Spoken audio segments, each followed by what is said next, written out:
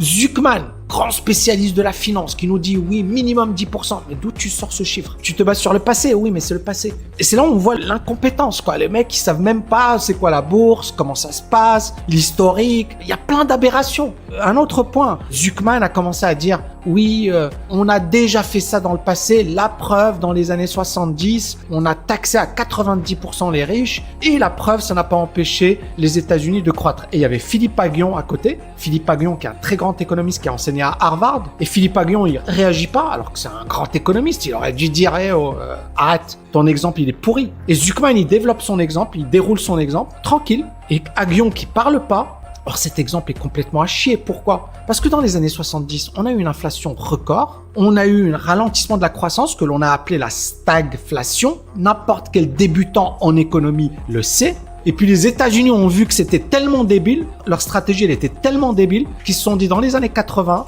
on va diminuer les impôts, on va arrêter de taxer les riches n'importe comment. Et ça a permis une croissance incroyable dans les années 80, les années 90. Ça a permis la création des géants technologiques, ça a permis d'avoir l'économie qu'on a aujourd'hui.